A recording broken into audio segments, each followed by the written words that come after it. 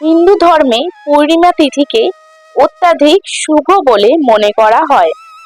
বৈশাখ মাসের পূর্ণিমায় গৌতম বুদ্ধের জন্ম হয়েছিল বলে এই তিথি বুদ্ধ পূর্ণিমা হিসেবে পালিত হয়।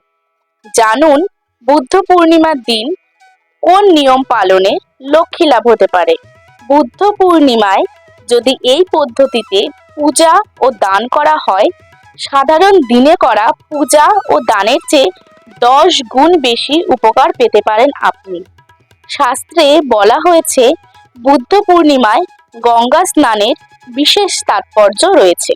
জানুন বুদ্ধ পূর্ণিমার দিন কি করলে লক্ষ্মী লাভ হতে পারে। লক্ষ্মীর কৃপা পেতে বুদ্ধ পূর্ণিমার দিন করুন এই কয়েকটি কাজ। 23শে মে 2024 বৃহস্পতিবার পড়েছে এ বছরের বুদ্ধ পূর্ণিমা। পূর্ণিমার মুহূর্ত শুরু হচ্ছে 22শে মে সন্ধে 6টা বেজে 39 মিনিটে, আর পূর্ণিমা শেষ হচ্ছে 23শে মে সন্ধে 7টা বেজে 30 মিনিটে। চলুন এবার আমরা জেনে নেব বুদ্ধ পূর্ণিমার দিন কি কি কাজ করলে সংসারে সুখ সমৃদ্ধি বৃদ্ধি পাবে। বুদ্ধ পূর্ণিমায় সকালে উঠে স্নান সেরে হলুদ, চন্দন ও দুধের মিশ্রণ দিয়ে বাড়ির প্রধান দরজার দুপাশে স্বস্তিকা চিহ্ন আঁকুন।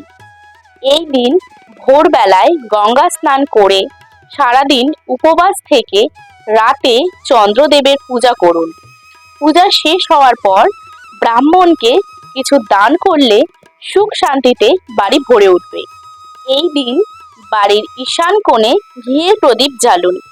এতে লক্ষ্মী দেবীর কৃপায় আপনার বাড়িতে কখনোই অর্থ, অন্ন, বস্ত্রের অভাব হবে না। এই দিন পিতৃকুলের পিতৃপুরুষদের উদ্দেশ্যে গঙ্গা স্নান করে জলদান করা খুব ভালো। তাছাড়া এই দিন গঙ্গা স্নান করলে পাপ মুক্তি হয় বলে মনে করা হয়।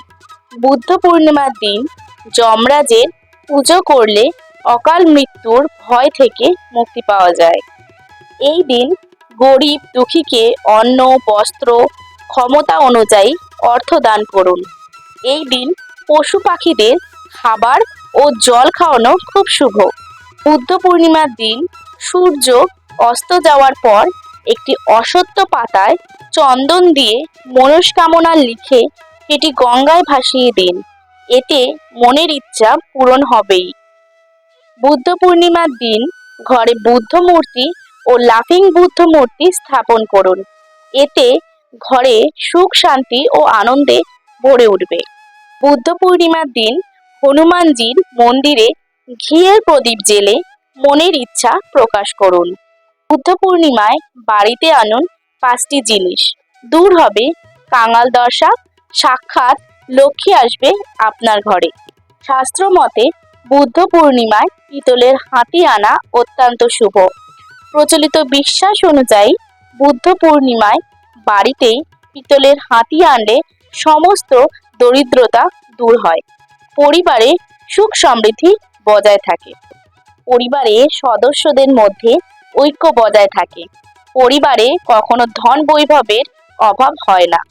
বুদ্ধ পূর্ণিমায় বাড়িতে গৌতম বুদ্ধের মূর্তি আনা অত্যন্ত শুভ।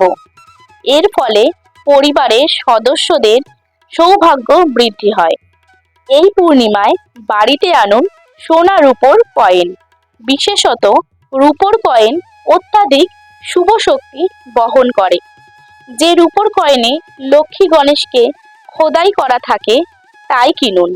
বুদ্ধ পূর্ণিমায় রূপোর কয়েন বাড়িতে আনলে সাক্ষাৎ লক্ষ্মীর আশীর্বাদ পাওয়া যায়। প্রচলিত বিশ্বাস অনুযায়ী শ্রীযন্ত্রে লক্ষ্মীর বাস। বৈশাখী পূর্ণিমা বা বুদ্ধ পূর্ণিমায় এই যন্ত্র বাড়িতে আনলে আর্থিক অনটন দূর হয়। পাশাপাশি ব্যক্তির জীবনে অর্থ আগমনের পথ প্রশস্ত হয় ও সমৃদ্ধি বৃদ্ধি ঘটে। লক্ষ্মী দেবীর কড়ি অত্যন্ত প্রিয়, তাই এই পূর্ণিমায় বাড়িতে কড়ি আনতে একদম ভুলবেন না। এর ফলে পরিবারের সদস্যদের ওপর লক্ষ্মীর আশীর্বাদ বর্ষণ হয়, জীবনে সমস্ত দুঃখ দুর্দশা ঘুচে যায়। জানুন বুদ্ধ পূর্ণিমার দিন কোন কোন নিয়ম পালনে হতে পারে লক্ষ্মী লাভ। শাস্ত্র অনুযায়ী পূর্ণিমার দিন সকাল 10টা নাগাদ অশ্বত্থ গাছে মা লক্ষ্মীর আগমন ঘটে।